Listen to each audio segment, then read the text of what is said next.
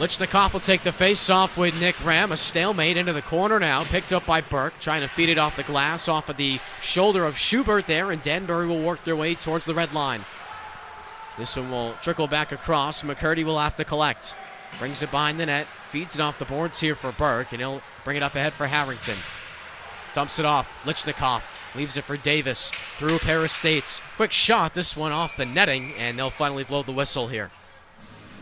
Yeah, it looked like Davis may have been just a step ahead offside, but the linesman opted not to call it, and then Davis was looking towards the net, tried to catch DeYoung sleeping. DeYoung was ready for it, but puck just deflected off of his stick and found its way out of play. It'll be Nick Ram and Lichnikov once again in the general zone. This one a tie-up, won by Danbury as Lichnikov throws into the corner. Cooper's there to collect, trickles over the skate of Schubert and makes his way towards the neutral zone. Danbury will reset. Davis feeds it in for Lichnikov. Back to Harrington. Long line here for this hat-tricks attack. Freeberg throws it ahead. Boxar loses it along his skate. This one trickled in by the logo at the center ice line. And this will be fed into the zone. Behind the net now of Seeley. Thrown ahead by Howard. Harrington threw it across for Davis. Too hot of a pass off of the stick of Freeberg now, and he feeds it the opposite way. Howard throws it off the boards. Freeberg's there in time. Along the side once more. Quick shot. This one too wide by the corner. And they'll throw it along the other way. That was Cooper down low. Looking around. McCarthy. Slapper this one too wide. Fed off there by Seeley.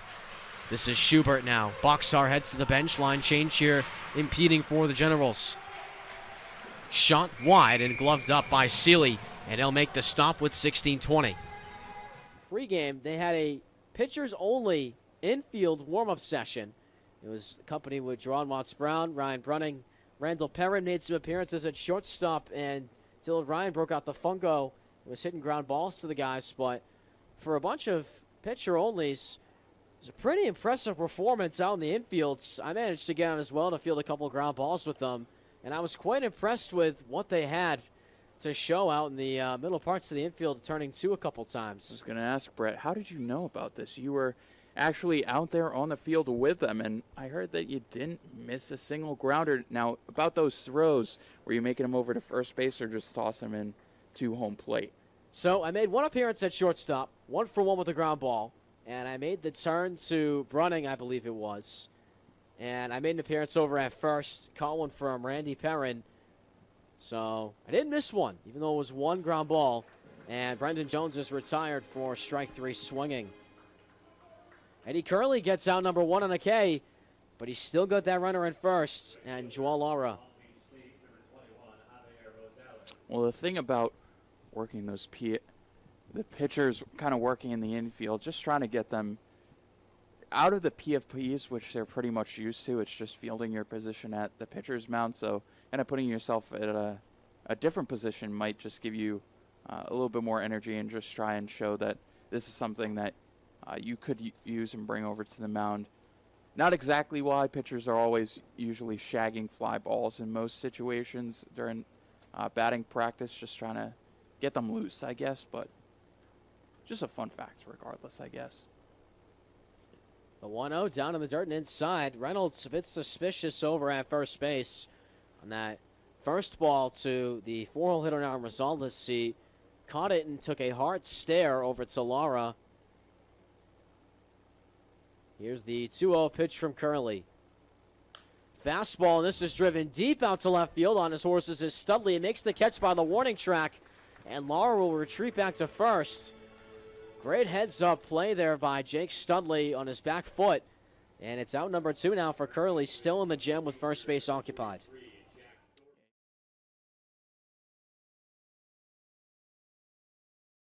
Now moving into some campus sports. Beginning on Tuesday, women's lacrosse is back home versus Simmons University. The start time is scheduled for 3:30 p.m. on Grant Field. On Wednesday, baseball kicks off athletics with a 3 p.m. home game versus Leslie University. Softball also plays a doubleheader versus Simmons University. The games at Longley will begin at 3 p.m. and 5 p.m. To round out Wednesday, men's lacrosse will go on the road to play Norwich University at 4 p.m. On Saturday, athletics will be in full swing for a jam-packed day. Baseball first travels to play a doubleheader at LaSalle University, with the start times to be determined. Softball also has a doubleheader at Longley Athletic Complex. The games will begin at 1 p.m. and 3 p.m. Next, men's lax will be on Grant Field taking on Regis College beginning at noontime. Women's lax wraps up Saturday with a contest on the road at St. Joseph's of Maine. That game will begin at 4 p.m. Putting a bow on the busy week, all athletics will be traveling on Sunday. Baseball will first go to Norwich University for a doubleheader. First pitches are set for 1 and 3. Softball also has a doubleheader traveling to Elms College for games at 1 p.m. and 3 p.m.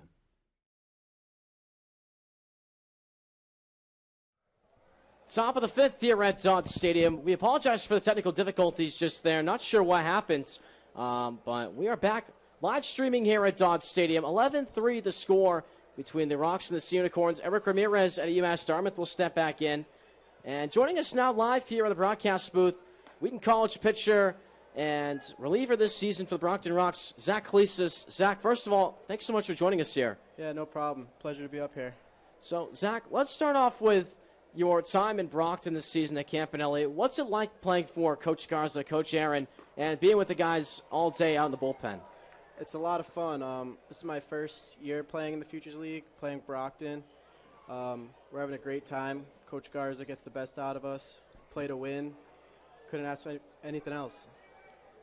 So the 2-2 count here for Costello on Sir Ramirez. This is flown out over by the skybox. This just taps the roof. And a lucky fan will grab that one. Count will stay at 2-2. Now, you mentioned this was your first season playing in the Futures League this year. Last year, you played for Commissioner Falcone's Newport Collegiate Baseball League after the goals were canceled for that season. What was it like playing for Kettle Bottom, winning that entire championship out of the 4 teams? It was a great time. I wasn't expecting much to play that summer due to COVID, so when we found out that league was happening, it was a great time. Played with some really good players, and we happened to be the best team in the league that won the ship, so it was a lot of fun.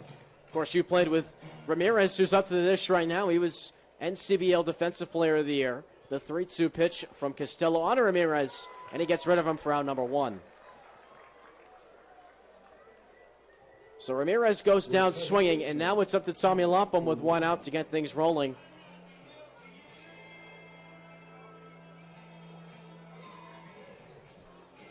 Zach, obviously you've been on the road a few times for the Rocks this season to various ballparks. What's been your favorite part about the road trips experience, this far, and just getting to see the different sights and sounds of the Futures League? It's really cool. The stadiums are awesome, something I haven't really been a part of for summer ball, but it's really cool coming to these places, seeing a bunch of fans, and just hanging out with your teammates, getting to know everybody, and it's great for chemistry and meeting new guys. It's awesome. Yeah, certainly has been a very successful season after COVID-19 ruined much of the Futures 2020 season last year. The 1-1 pitch to now Tommy Lapham, and it's a 2-1 deal. Now, you're from Wheaton College with the Lions, just around Norton, Massachusetts. You're also teammates with Jake Stunley, who's out in center field. What's it like knowing so many of you guys from Wheaton are representing not only in the Rocks this season, but just all around in the Southern Mass area? It's pretty cool because, we're playing most of these guys, and then we'll come here and we actually get to meet them. So it's pretty cool because, on the field, we're like enemies, and then when we came here, now we're like really good friends. So it's pretty awesome. Cool to finally meet the guys that you've been playing with all season long. Now, you guys went pretty far into the postseason last year, almost winning it all for Wheaton. What was it like, going on the road and playing that deep into the postseason and almost securing the dub for Wheaton? Yeah, it was once-in-a-lifetime opportunity. When my stepbrother was a freshman, he went to Wheaton too, and they went to the College World Series. So getting to go there for myself, it was a really cool opportunity. This is grounded the opposite way over to third. Making the play over there is DeCastro, and he can't make it in time to first to Wells. And Tommy Lapham has himself a 1-out single.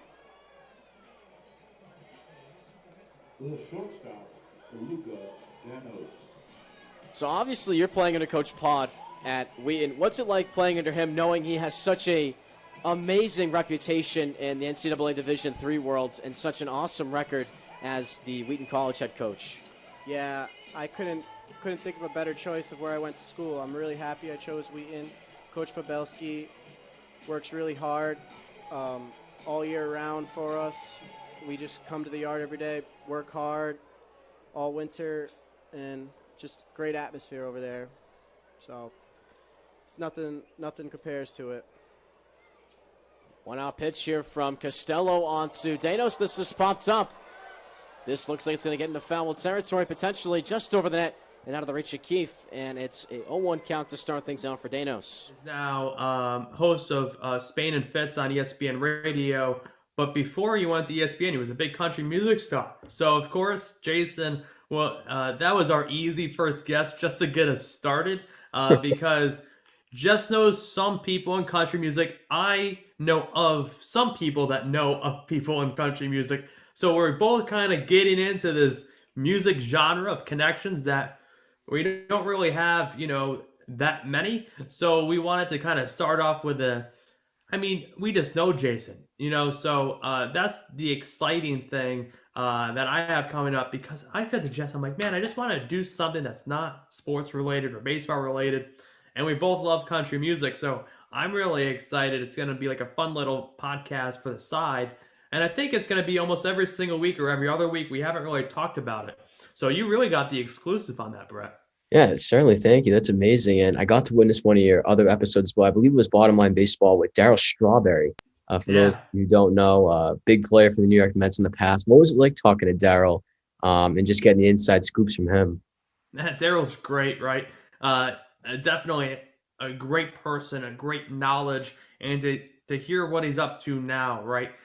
His transition away from the field and the game of baseball and into becoming a minister and a pastor. So I think that's just such an incredible story, right? And to hear about how he turned his failures in life, as he says, into understanding about where he goes from here, right? And how can he help other people? I think his story is incredible, and Darryl is great. Mm-hmm. The Halloween spirit, some hocus pocus type stuff. But speaking of Halloween, we have a tradition here at the Hockey Fanatic, Brett, where we usually end our episodes with what's called Random Question of the Day, which gets alternated every week. Each co-host gets asked one every other week. So my question to you in this new chapter of the Hockey Fanatic podcast, in the spirit of Halloween, is what is your costume this year?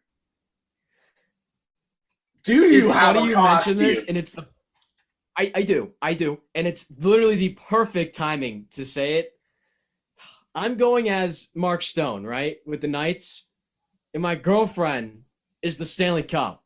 So we will be matching. Okay, that's pretty nice. But I gotta ask, what's going into this Mark Stone costume? So I have the Mark Stone jersey, right? The all gold Vegas one they unveiled last year. Mint. I also have a helmet. It's an old Bruins one I had from when I was a kid, but I'm just gonna take a little Vegas helmet, Vegas sticker, and just put it over it. And then I got a little mini hockey stick. So that's what I'm gonna be Sunday, and then she's got the bowl on top with the Stanley Cup. I tried to get my girlfriend to be the Stanley Cup, and she refused. I was like, come on, it would be so much fun. She would not budge on it. So I'm glad one of us is getting to live a Halloween dream.